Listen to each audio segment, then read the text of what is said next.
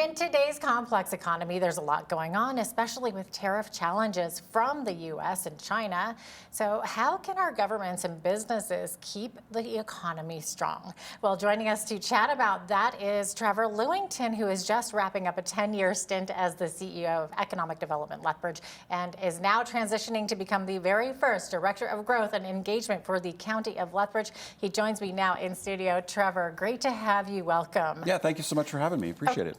Okay, so first of all, congratulations, of course, are in order on the County of Lethbridge hiring you as their Director of Growth and Engagement. By the way, there are some things, are there things that you were going to miss? I would imagine you were at Economic Development Lethbridge. Yeah, a decade, right? It's a long time. Yeah. I would say the thing I'm going to miss the most about that role is just the people. I have an amazing team of dedicated professionals who are committed to this community. Yeah. They work hard. They're experts in their field.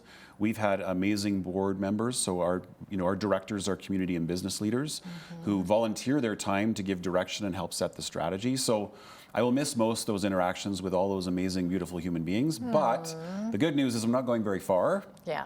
I still plan on harassing them on a regular basis and tapping their expertise. So that's the good thing, is I'm still doing similar work, sort of close by, that won't be too far away. Right. And speaking of not too far away, I mean, this has been a big year for you, Trevor. 2025. You moved from Sterling. You were the mayor there, so that's now right. you've given that up to you, as well as this 10-year stint at Economic Development Lethbridge. So lots of changes for you. So looking back over the past decade, what are some of your fondest memories of working with EDL? And what were some of the most significant accomplishments of your organization? I mean, there's so many, right? The great thing about the organization, the work that Economic Development Lethbridge does, is it touches every aspect of the local economy. I think for me, it's hearing those personal stories from entrepreneurs. So, we have hundreds of entrepreneurs go through training and business advisory programs every year. And when you catch up with them a few years later and they've been successful, or they've grown to their next location, or they've hired, the X number of people, they're very grateful for the coaching and the guidance that they've received. And that's on them, actually. It's their successes because of the work that they've been doing. But, we can't help but feel, well, we played a small role in that. We helped move them along. In terms of projects, I mean, obviously Cavendish Farms, when they relocated their plant and invested $420 million here, that was a massive amount of work, as you might imagine, to land that project and help them be successful.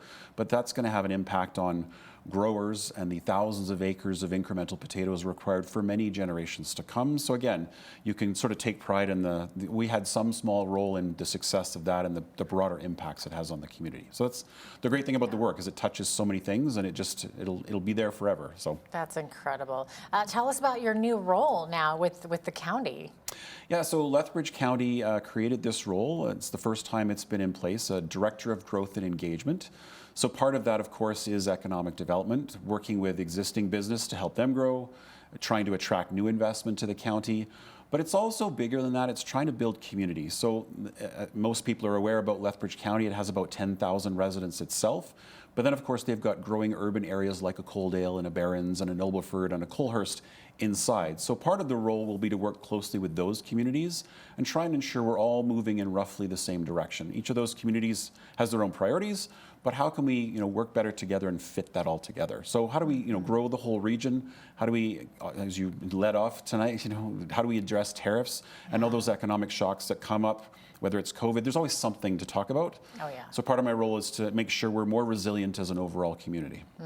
What are the main economic drivers with the county? Is it mainly agriculture, or are there some other key businesses? Yeah, the foundation for Lethbridge County is absolutely primary agriculture. They've done a number of studies over the years, and about $4 billion of GDP comes from Lethbridge County just in the ag sector. It's amazing how strong that is. And you think about all of those confined feeding operations, the cattle feeders that we all pass by, and you notice the smell first, perhaps. But 60% of Canada's cattle industry is in this region, in Lethbridge County. Wow. You think about big projects, big food production plants. Whole Leaf, the big greenhouse, the lettuce greenhouse.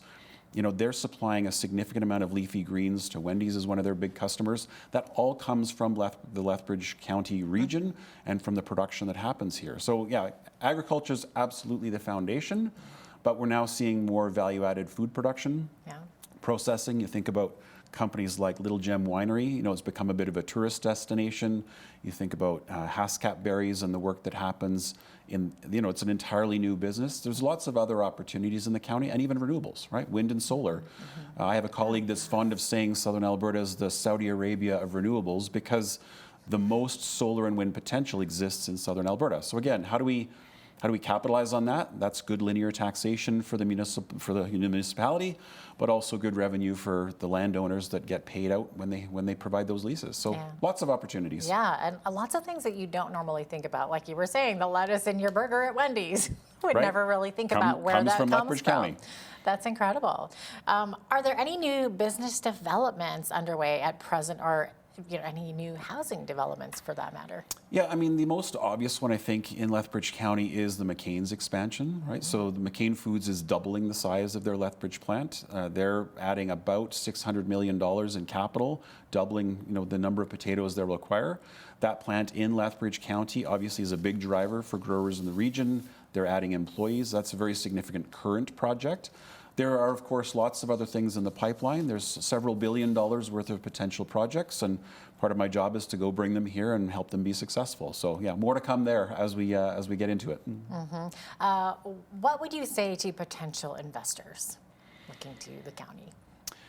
The great thing about Lethbridge County is it is a large rural municipality, which means that the cost of your land is going to be cheaper. Your tax rates are lower than perhaps in the city. You still have access to a talented workforce. All the things you could possibly want in this region, you can find in Lethbridge County. Great transportation access. You think about Highway 4, Highway 3, Highway 2. We're at this junction of the Canamex corridor. We've got rail, we've got airports. We've got all the things you need to make your business successful.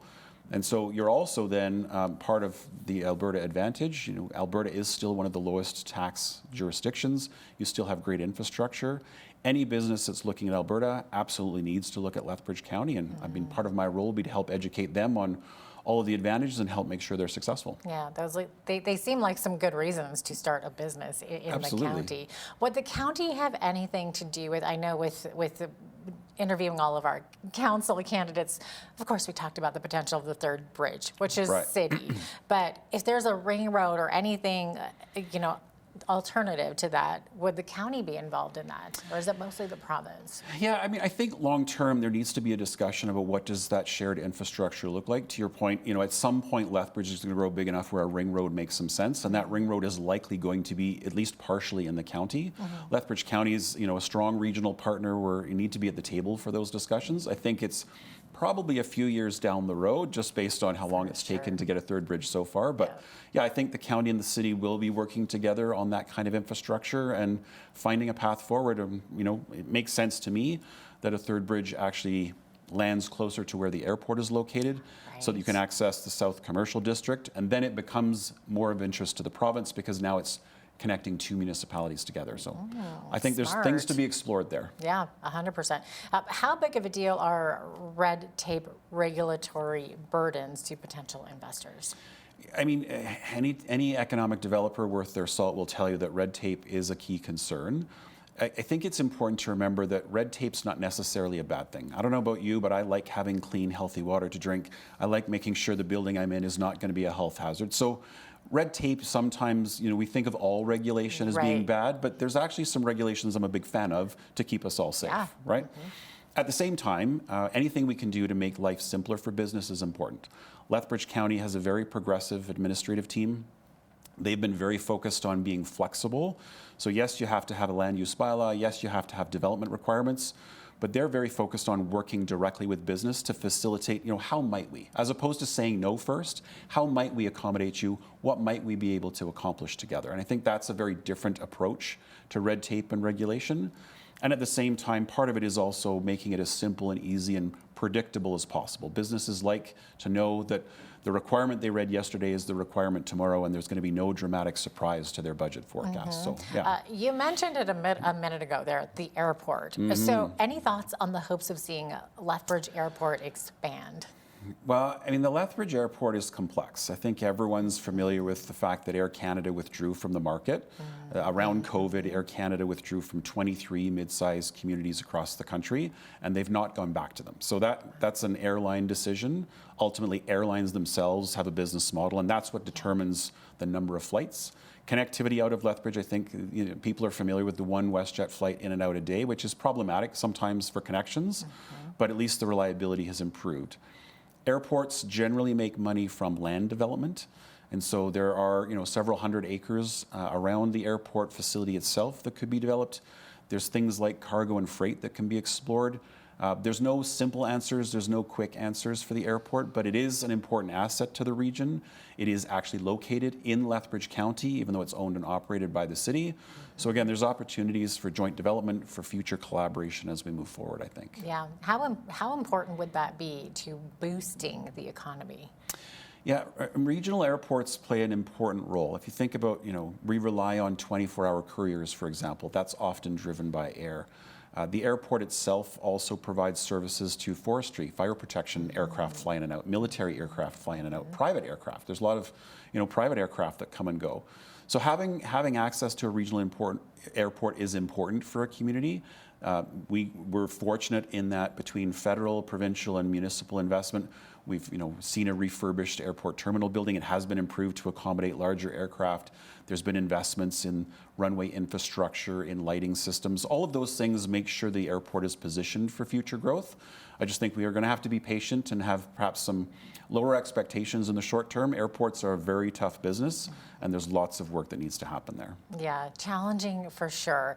I know of communities that are smaller that have larger airports. It would just be so great to see that airport expand someday. Yeah, I mean, the good news about our geography is also the bad news, right? We're very close to the Calgary Airport, which has almost 90 international flights every day. Yes. We're very close to Great Falls, Yes. and perhaps that's changed lately with everything that's going on in the world.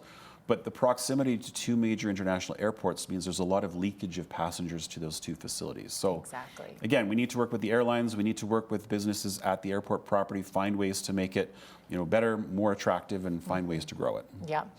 Trevor, any final thoughts on the potential of the County of Lethbridge and where you hope to see it go? Yeah, I mean, I truly, and I'm not just saying this, I think the potential for Lethbridge County is the same as Southern Alberta. It's truly limitless, right? We're blessed with natural resources. We're blessed with talented workforce. Lethbridge Polytechnic and the University of Lethbridge provide for the whole region a very, an almost limitless supply of talent. We're blessed to have transportation infrastructure, our location on major transportation corridors, whether it's road, rail, or air. All of those things provide all of the ingredients required for any business to locate here. We are at the heart of Canada's premier food corridor. So again, our tagline is, part of what we talk about is, if you're in the business of food, you should be here. And so I guess that's the pitch. If you're in any industrial company, you're looking at manufacturing, you're looking at food production, transportation, make sure Lethbridge County is on your list. We want to talk to you. We want to understand how we can better support you. Trevor, thanks so much for dropping by today, and all the best. All the best. Good luck in your new job there. Thank you so much. I appreciate it. Absolutely. Trevor Lewington is the new Director of Growth and Engagement for the County of Lethbridge.